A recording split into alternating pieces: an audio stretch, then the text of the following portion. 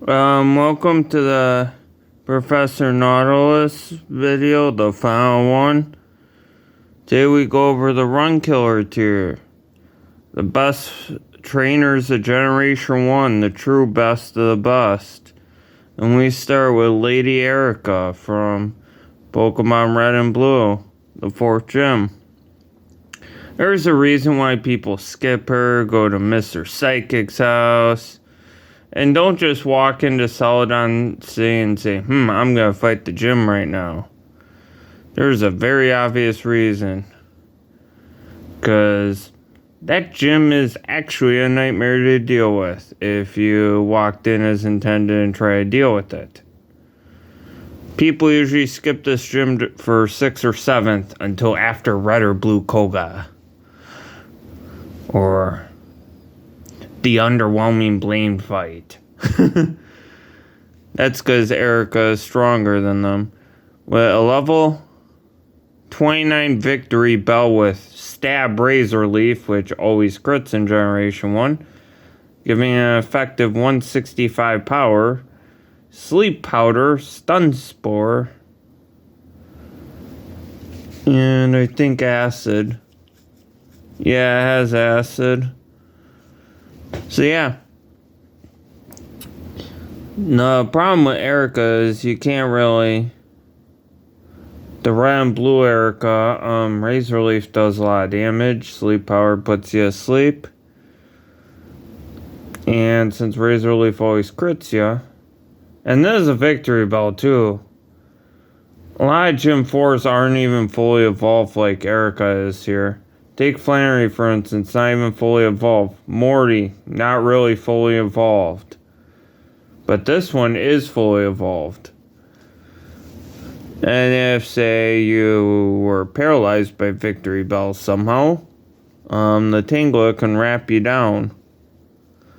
Not to mention, in Erika's case, we have vileplume.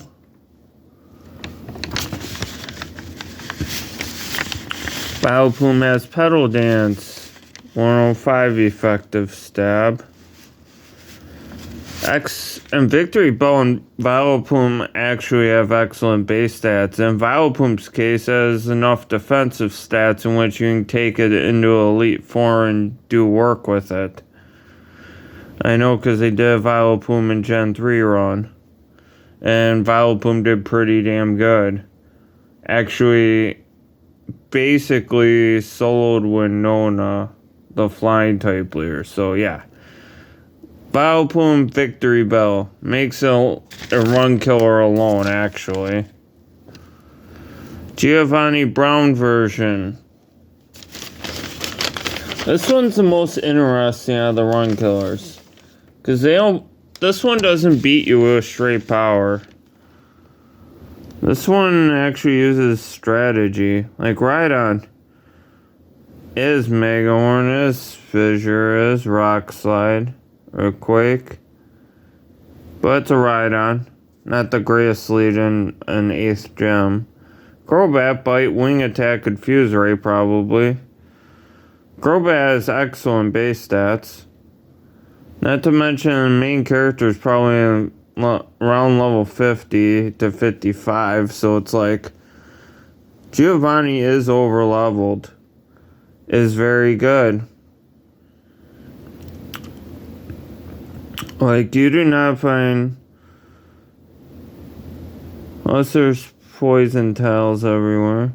Kanghaskhan 56, Stab, Dizzy, Punch, that's 115 effective power, 35% chance to confuse. With Stab, Mega Punch, Leer, Growl. Yeah. Not the best Kanghaskhan set, but Stab, Dizzy, Punch, pretty good. Rhyperior, same moves as Rhydon, except as Mega Horn instead of Fissure. Wait, actually, no, it has Horn Drill, Fissure, Earthquake, Mega Horn. Yeah. The Rhyperior, pretty strong. Take Rhydon stats and buff them 20 across the board, you have a Rhyperior. Now, Persian's very interesting. This Persian is Thunderbolt too, so if you have like, so someone were to send in a water type or an ice type, it would get zapped. Right, because a lot of ice types are also water types or flying types. So a Persian could zap it, and say you are a Dragon Knight with a coverage move like Ice Beam. That Persian will outspeed you, mimic your Ice Beam, and attack you with it. That's actually, this Persian actually is the main reason Giovanni's in the Run Killer tier and is above Erika. The fact Mimic Persian on a 105 base speed in Generation 1, Mimic actually allows you to see your opponent's move set, copy one move for your set permanently. So basically you get to take a move and use it on them next turn. Or steal a setup move, or you could slash your opponent if you're gonna beat them, or Thunderbolt a Gyarados. Yeah, pretty good team. Pretty good 8th gem. Especially when the main character at this time's like in the low 50s. His ace is at level 60.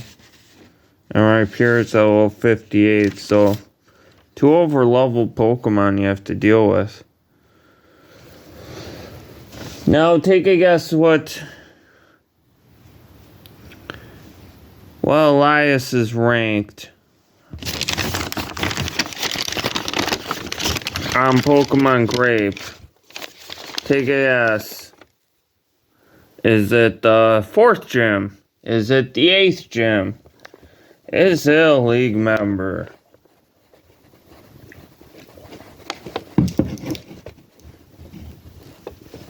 Wrong, wrong, and wrong. Elias is a member of the very first gym of the Pokemon Grape. With a koffing and an arbok. Koffing is a poison gas type in Pokemon Grape.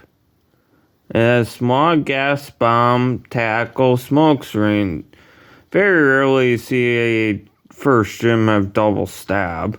That's already somewhat impressive, and that's his lead too. Not to mention gas bomb is like psychic, but for gas types. So a stab 135 base power gas bomb. Yeah. Not to mention the best one of the things, I'll get to this like after I talk about Arbok a little bit. So we have an Arbok, level 20. Not too bad. Bite, Leer, Freeze, Breath, Poison Sting. Kind of like the Leer and the Bite.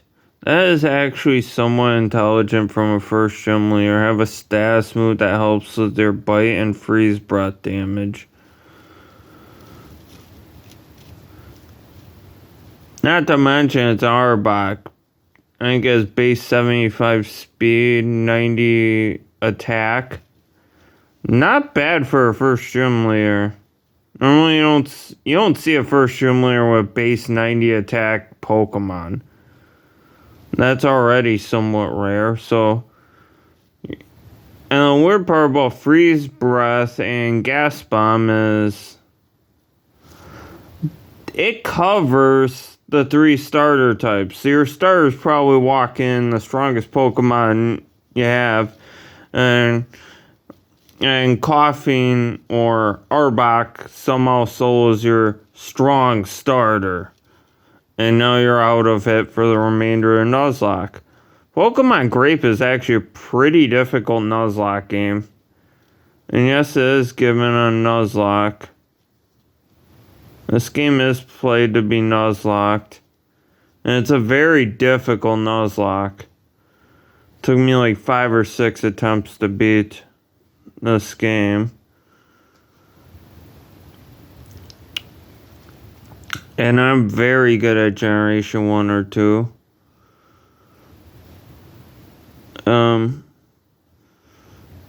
Yeah.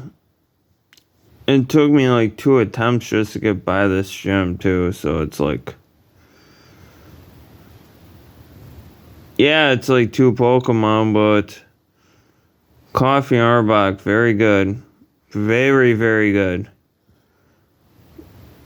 Fairy, water, fire, grass. Pretty good. Pretty good coverage for a gym leader. Yeah.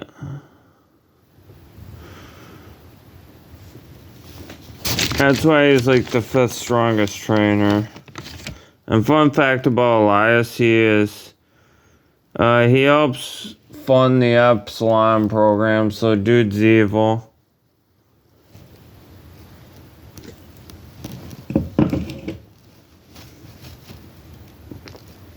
And you do rematch him in the post game as he's an admin.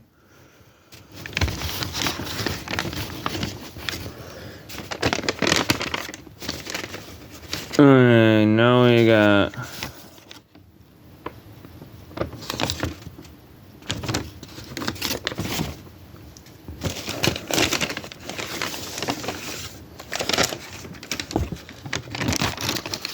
number 3. Number 4 is Mura. He's the champion of Pokemon Grape. He has a Dodrio, Tyrannitar, Weezing, Leafeon, Politoed, and Charizard.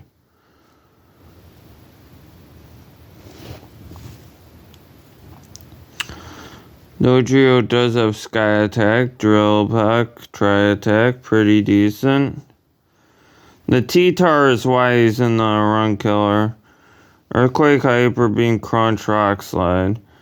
And Pokemon Grape and Pokemon Brown are like adjusted for physical special split too, so that Crunch and Rock Slide are coming off Tyranitar's physical attack. And it's Gen 1 Hyper Beam, so you better have a solution to one-shot the Tyranitar or it's gonna one-shot you with that moveset. And that's what it takes for a champion to be in like the Run Killer. The champion has a chance to defeat you straight up.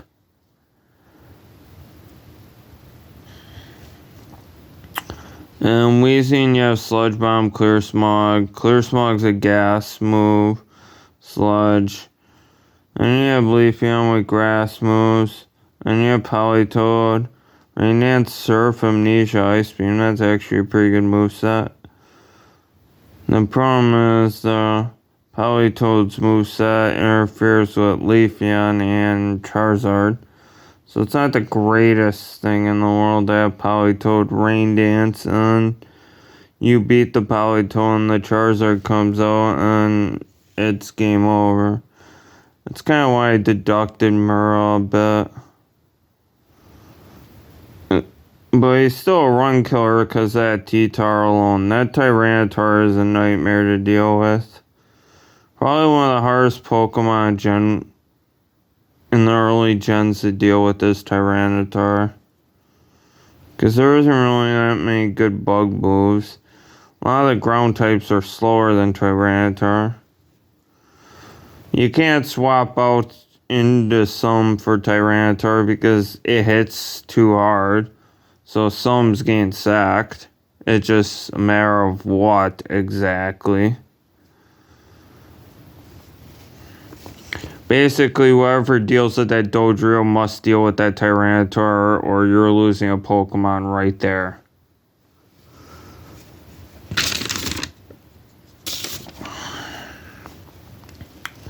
Number 3, the infamous rival Fivul from Red and Blue. I like this evaluation. We have Red Fivul, 8.4, 8.9 out of 10. I give it a 9.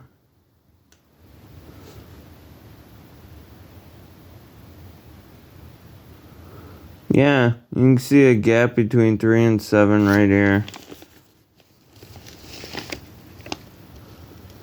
And then, yeah.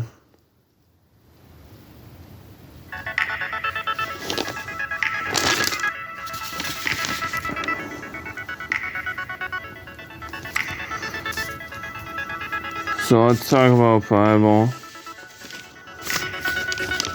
Fully evolved Pokemon, great movesets, Pidgeot, Alakazam, Gyarados, Growlithe, and fully evolved start. The Growlithe's the easy part, obviously. The Growlithe doesn't matter.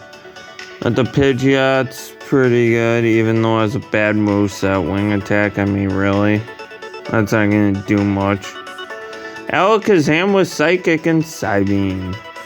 That's exactly what you want to see before your 5th or 6th gym. And Alakazam Psychicing you. One of the best Gen 1 Pokemon with Psychic. And even if you have a special attacker and Alakazam outpaces you, it could just recover. And now you have a full health Alakazam to deal with again. Then you have Gyarados. Yeah, Dragon Rage, Hydro Pump. Good luck dealing with that. And Gen 1 Gyarados's special goes off of its special defense. So that's 100 special that's dealing with that Stab 180 power Hydro Pump. Stab 180 power Hydro Pump off of 100 special. So that should tell you something there. That Hydro Pump's gonna deal massive damage. And a star, whatever it is. Could be the Charizard, could be the Blastoise, could be a Venusaur. The Venusaur is the only scary star, really. I would pick the Venusaur here. Because Razor Leaf, Vine Whip, Sleep Powder, Mega Drain. Good Pokemon. Good Razor Leaf, Sleep Powder. Good star. Surprisingly bulky. Venusaur is a bulky Pokemon. And now for our silver medal at Gen 1. Waspia, aka the protagonist's girlfriend in Pokemon Grape.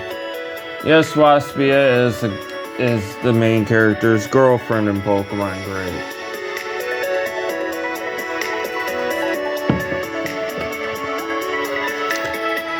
And oh boy, is she a nightmare to fight, but good to look at. Solid 10 in looks and solid 9.5 in battling skill.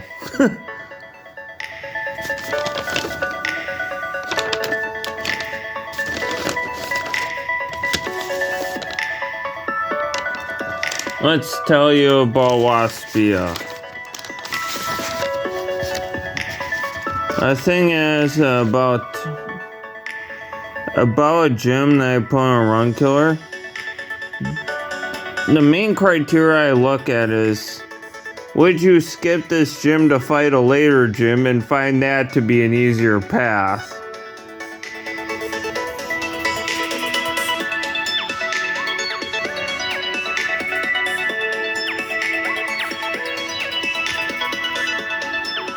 In Waspia's case, I would say Waspia is easier than Dante straight up. I think Waspia beats Dante straight up.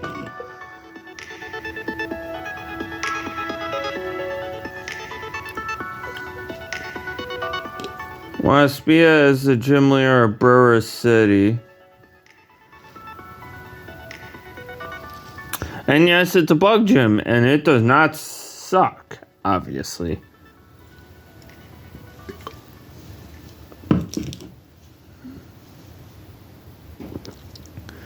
Yeah, Mega, Ancient Power, Uproar, Bug Buzz, and Wing Attack. Ancient Power and Bug Buzz go off of Mega's special stat, 105 special mass. So we have Omni boosting Mega for your lead, for your first bug gym experience. an Omni Booster. That already makes the fight a lot harder, because if it does get an Omni Boost, then you're in massive trouble. Because not only are you probably not one-shotting it unless you throw rocks at it, it's probably one-shotting you before you could throw rocks at it. And say you bring a poison type to this gym. This Gyarados takes care of that with its psychic attack. Or a fairy, which resists bug. It can poison jab you. Or a ghost. The Gyarados deals with that too. So you have an Gyarados that deals with counters to bug types. It kind of is a checklist for countering the counters to the bug typing.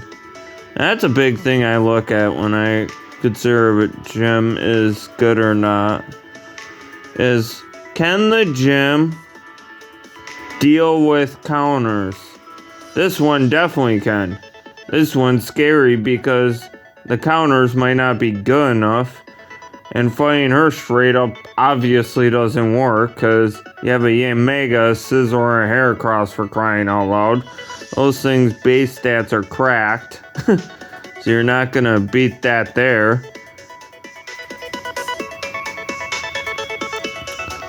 Basically, you have to out-pivot this gym, and that's risky. And you need to deal with your Mega and hope it does an Omni Boost. That's also why I gave it the number 2 spot in my poll. Why? Because the Omega can Omni Boost. Go again, get a second Omni Boost, and the fight's over. You lose. And not even a Golem can tank whatever that Omega is about to throw at it. If it gets an Omni Boost, not even Golem's gonna tank that. And even if you get by the Omega and Gyarados, it gets worse. It gets much, much worse. You have a Scizor. And we all know how busted Scizor is from competitive, ladies and gentlemen. Stab X Scissor on your local Scizor. In case you bring a fire type, but it's somehow slower than said Scizor, it gets Rock Tombed and dies.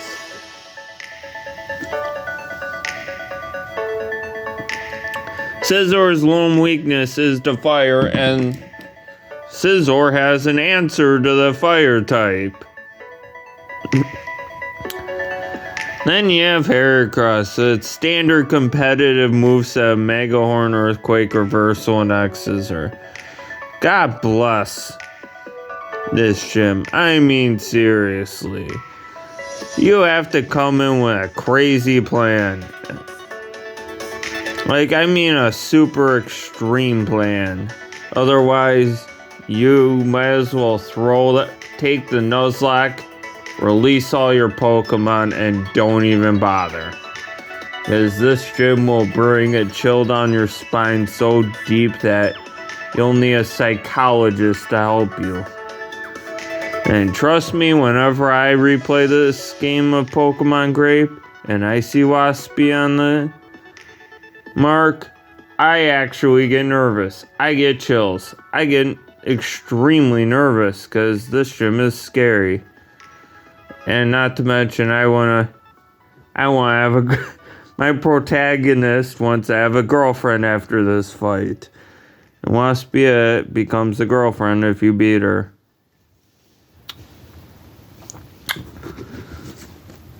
I'm just gonna leave these here. And then you have our champion with a perfect 10 out of 10 rating is Paul from Pokemon Grape.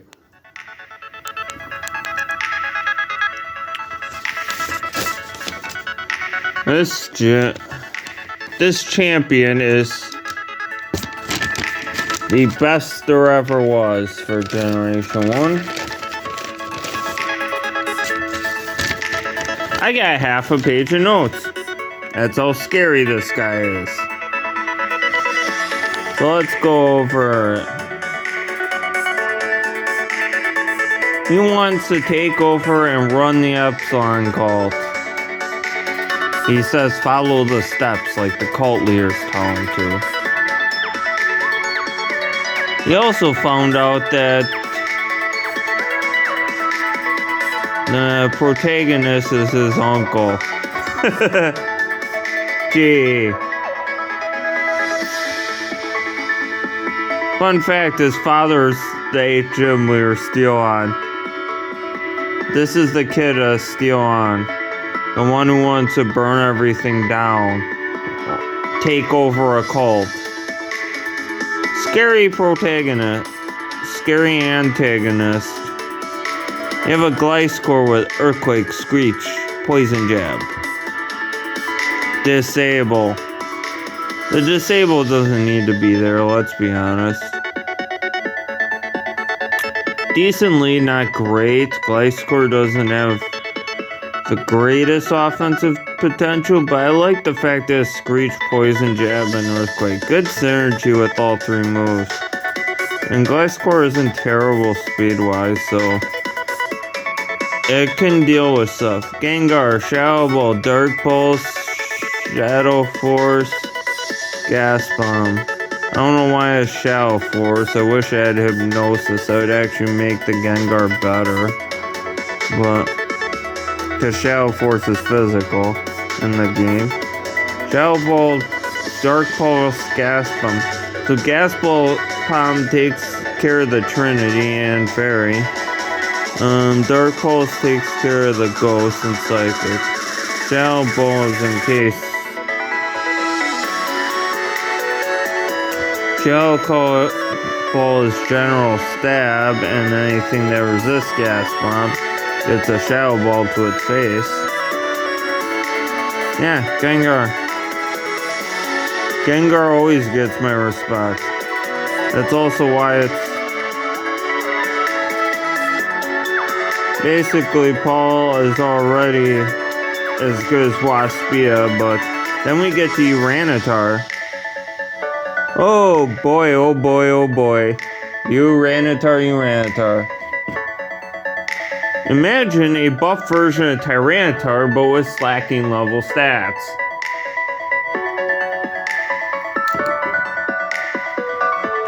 It has 650 in the stat department, is known for great attack,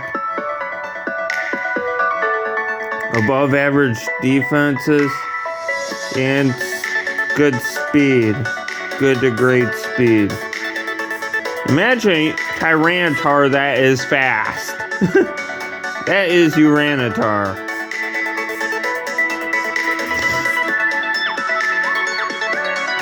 Stone Edge, Earthquake, Flash Wave, Light Rain. The Light Rain is like Rap, except it has 40 base power and 90% accuracy. So yeah, fast Light Rings. They'll lean your team. And if say you have an electric type that prevents it, it'll Earthquake it to the face. So yeah. Tyrannitar, ladies and gentlemen. Busted.